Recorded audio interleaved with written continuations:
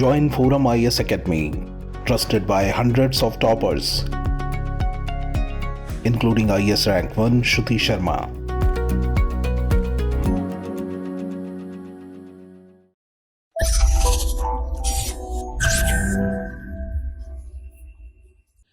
Hello everyone, welcome back to daily current affairs quiz by Forum IAS. Daily current affairs के 5 topic हम उठाते हैं जो prelims 2023 के लिए इंपॉर्टेंट है और उसको एमसीक्यू के फॉर्म में हम लोग डिस्कस करते हैं। ठीक है, तो आज का जो पहला क्वेश्चन है, it says with reference to Parambikulam tiger reserve consider the following statements. जिनका हिंदी मीडियम है, हिंदी मीडियम के लिए भी जो ट्रांसलेशन क्वेश्चंस का वो अवेलेबल है, उसको आप देख सकते हैं। पहला statement about Parambikulam tiger reserve, it has the world's largest and oldest teak tree. ठीक है, it has the world's largest and oldest teak tree. Second statement, it lies in the Sungam range of hills between the Annamalai Hills and Nellyampathe Hills. Statement 3, it is the home of indigenous Halam tribes. ठीक है, तो जो Parambikulam tiger reserve है, यहाँ पे एक oak tree है, यहाँ पे एक टीक ट्री है जिसका नाम है कन्नीमारा। ठीक है, काफी फेमस है ये ट्री क्योंकि ये यहाँ की जो टीक ट्री है दुनिया की सबसे बड़ी और सबसे पुरानी टीक ट्री है। ठीक है, उसका नाम है कन्नीमारा। जो सेकंड स्टेटमेंट है ये करेक्ट है क्योंकि ये जो टाइगर रिजर्व है ये सुगम रेंज में पाया जाता है। सुगम रेंज कहाँ है? Between Anamalai hills and Nelliampathy hills. जो तीसरा स्टेटमेंट है कि यहाँ पे हलम ट्राइब्स पाए जाते हैं, ये गलत है। यहाँ पे जो ट्राइब्स पाए जाते हैं उनका नाम है कदर, मुडुवार, ठीक है, और मलासर। तो ये ट्राइब्स यहां पाए जाते हैं। तीसरा जो स्टेटमेंट है ये गलत है। पहला दूसरा स्टेटमेंट करेक्ट है। करेक्ट ऑप्शन होगा ए 1 and 2 ओनली। जो सेकंड क्वेश्चन है, which of the following statements is correct regarding the term hikikomori. ठीक है, हकीकोमोरी, जब भी यूपीएससी इस तरह कोई टर्म पूछती है तो जो ऑप्शंस होते हैं बिल्कुल डिसकनेक्टेड होते हैं। तो पहला इसमें ऑप्शन है A, it refers to the period of migration during the Chalcolithic period. Statement 2, it refers to the phenomena associated with the formation of green comet.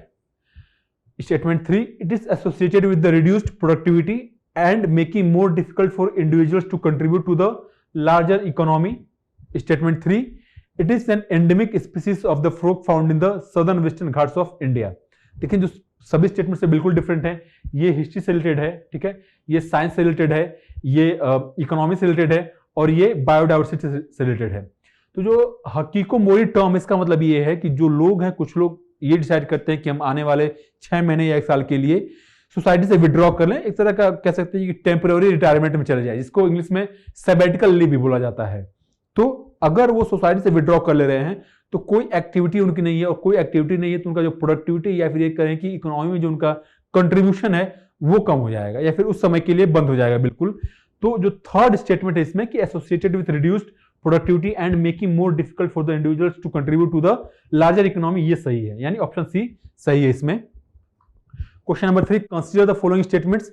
Mental constitutes the majority of the volume of earth. ठीक है, ये core है, ये mental है और ये crust है।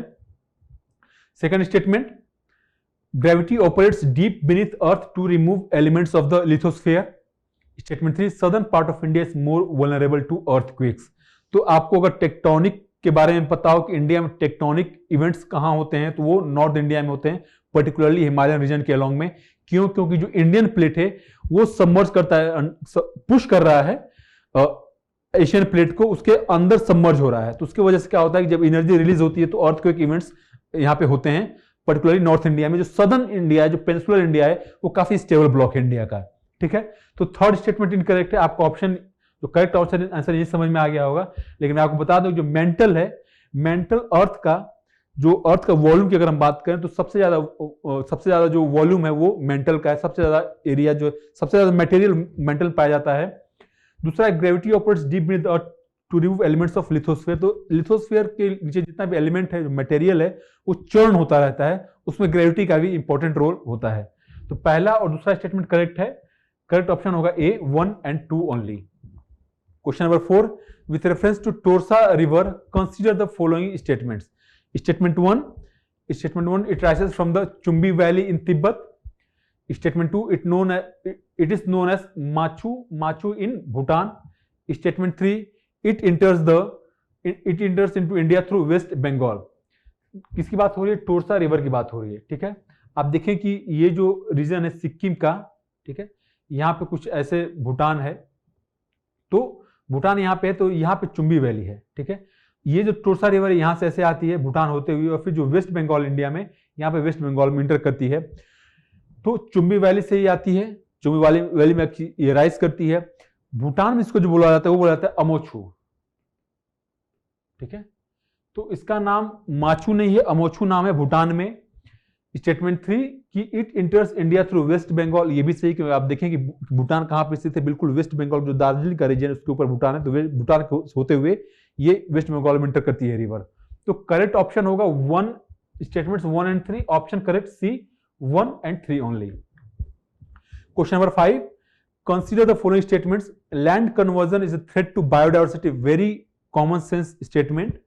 Statement 2, growing carbon dioxide levels are leading to increased ocean acidification and coral bleaching. देखिए पहला तो करेक्ट है कि जितना बायोडाइवर्सिटी है, आप देखें कि इंडिया में भी काफी बायोडाइवर्सिटी काफी रिच था, लेकिन जब से एग्रीकल्चर, सेटल्ड एग्रीकल्चर होने लगा, तो जंगलों को काट के एग्रीकल्चर का एक्टिविटी तो हो रही थी, तो धीरे धीरे बायोडाइवर्सिटी कम होती गई। मॉडर्न टाइम्स में जैसे इंडस्ट्रीज लगनी शुरू हुई, रेलवेज, रोड डेवलपमेंट होना शुरू हुआ, इन सबकी वजह से जो लैंड से उसको कन्वर्ट किया जाने लगा अलग अलग पर्पज से, तो जो बायोडाइवर्सिटी है वो धीरे धीरे कम होती गई इंडिया में। तो पहला स्टेटमेंट करेक्ट है। दूसरा स्टेटमेंट कि अगर CO2 का लेवल एटमॉस्फेयर में बढ़ता है तो उससे क्या हो रहा है कि ओशन का एसिडिफिकेशन हो रहा है, यानी कि जो pH वैल्यू है ओशंस का वो कम हो रहा है। अब देखिए होता क्या है कि जो कार्बन डाइऑक्साइड का एमिशन होता है दुनिया भर में इंडस्ट्रियल एक्टिविटी के चलते, तो जो ओशंस होते हैं, ओशंस सबसे ज्यादा कार्बन डाइऑक्साइड को एब्जॉर्ब करते हैं। तो जब भी ओशंस CO2 को एब्जॉर्ब करेंगे तो होगा क्या है कि उनका जो एसिडिटी है, एसिडिक लेवल है वो बढ़ेगा, यानी कि उनका जो pH है का वैल्यू है वो कम होगा।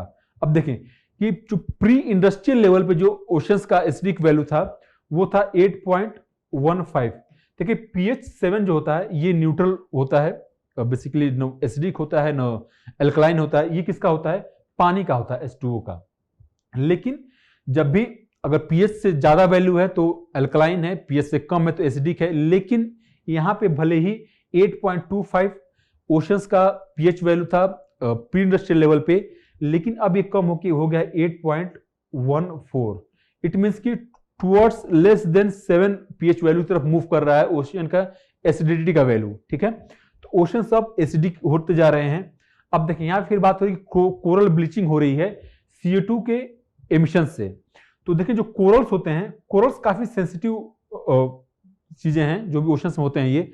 तो कोरल्स को एक टिपिकल जो ओशंस का पैरामीटर होता है कि टेम्परेचर कितना है, एसिडिटी कितना है, ठीक है, इस पे डिपेंड करता है। तो कोरल्स किस में सर्वाइव करते हैं? कोरल सर्वाइव करते हैं जब भी जो एसिडिक वैल्यू होता है ओशंस का 8 to 8.4 जब उनका pH लेवल होता है तब वहां पे जो कोरल्स सर्वाइव करते हैं। लेकिन जैसे जैसे जो pH वैल्यू ओशंस का घट रहा है वैसे वैसे कोरल ब्लीचिंग का भी थ्रेट बढ़ता जा रहा है। इनफैक्ट काफी सारे रीजन आप देखें कि ऑस्ट्रेलिया के अलोंग कोरल ब्लीचिंग काफी ज्यादा हुई है, इंडिया के भी अलोंग हुई है। तो ग्रीन हाउस गैसेस का एमिशन ओशन एसिडिफिकेशन के लिए, ओशंस के लिए काफी थ्रेट है। और जो ओशंस में जो बायोडाइवर्सिटी है उसके लिए काफी थ्रेट है, पर्टिकुलरली कोरल ब्लीचिंग को लेके, ठीक है। तो इसमें जो करेक्ट ऑप्शन होगा वो सी होगा, both 1 and 2 both statements are correct. और यहां पे हमारा जो क्विज है वो डिस्कशन खत्म होता है। Thank you very much.